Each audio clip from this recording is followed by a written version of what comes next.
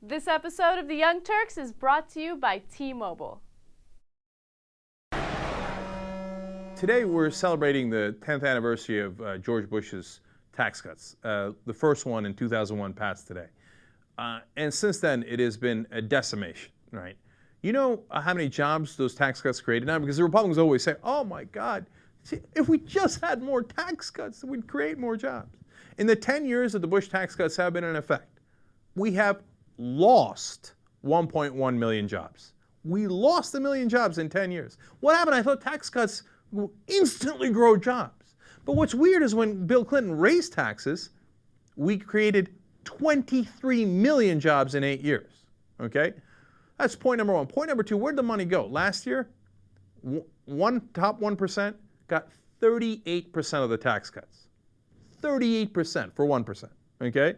And by the way, if the income grew at all, which it didn't, overall, the median wage from 01 to 07, because those are the latest numbers we have, fell by 2.3%. So your median wage down. And that's when you factor in the rich people. Now, when you talk about rich people, again, in that same time frame, 01 to 07, their income, or 65% of the income gains that did exist, went to the rich. Went to the top 1%. I don't mean just the rich overall. Top 1% got 65% of the gains. So they got the income gains, then they got the great majority of the tax cuts. So the rich loved it. The last 10 years were awesome for the top 1%. The rest of us, well, declining wages, and by the way, also this huge deficit we got to pay off. Oh, deficit, Republicans cry. They cry and cry about it. The Bush tax cuts, you know how much they cost us? They added $2.6 trillion to the deficit. And by the way, understand that those are taxes you got to pay later. Okay? So one of our listeners wrote in on this. It's a great point, because you don't just have to pay that $2.6 trillion later, you also have to pay the interest on it. Where are you going to get that? Eventually, you got to raise taxes, right? And they don't want to ever raise taxes on the rich. They're going to come for you. They're going to try to do the so-called fair tax, which raises sales tax. They're going to maybe go after the payroll tax. They're going to come after the middle class. You see what they did in Greece? They ran out of money, right? They said, oh, the debt on top of debt, and where'd the money go? It went to the banks, right? And then when the bill was due, did they go back to the banks? No, of course not. They went and told the average person in Greece, you're going to pay a hell of a lot more taxes because we got to pay that debt down and we got to pay the interest on it. To who? The bankers. By the way, huge protests over the weekend in Greece because they are mad because they realized, oh damn, they unloaded all this stuff on us and now we got to pay these taxes forever. What do you think is going to happen here when our debt comes calling? They're going to unload it on you. And they're going to say, oh, sorry, no money left. Sorry, no. Sad day for you.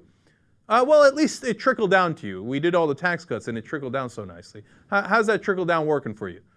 When your median wage went down 2.3%. So it's a disaster. Now, I tell you all of that for two reasons. One, the Republicans will argue, oh, the answer is more tax cuts, which is blindingly, well, it's not stupid. It's blindingly incorrect. It would be stupid if they thought it really helped the average American, but they don't. They think it helps their rich donors, and that's what they care about, and they don't give a damn about you. But number two, more importantly, President Obama, what are you doing listening to these guys? I mean, I get their motivation. What's your motivation? So you think in the middle of a 9% unemployment, the correct answer is cut spending? How in the world is that going to create jobs? And then your second answer is cut corporate taxes. And by the way, if you don't believe me, okay, I hear you, but let's see what happens. You come back, you'll see. Any proposal that Obama puts forward in their compromise deal will cut corporate taxes. If you don't believe that, you're not paying attention, okay? He'll do it. Because that's what he does. He just plays on Republican ground. He doesn't say, hey, we shouldn't cut corporate taxes. That doesn't make any sense. That doesn't produce results. Cutting taxes didn't work. He doesn't say that. He says, oh yeah, I want to cut them less than the Republicans. When they went to cut tax on the rich, they extend the Bush tax cuts, what did President Obama do?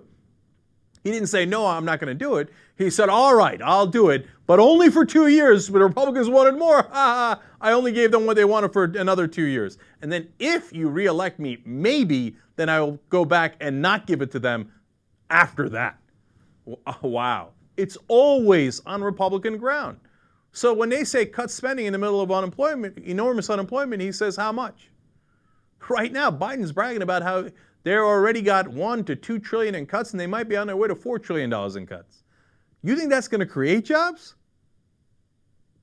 I mean, as I tell you the story, I think I have him as a massive underdog right now to win re-election. The G Slate with Google is T-Mobile's first 4G Android tablet, and it allows you to take HD entertainment anywhere you go. Stay connected at blazing fast speeds when and where you want, and no Wi-Fi is needed. Through G Slate.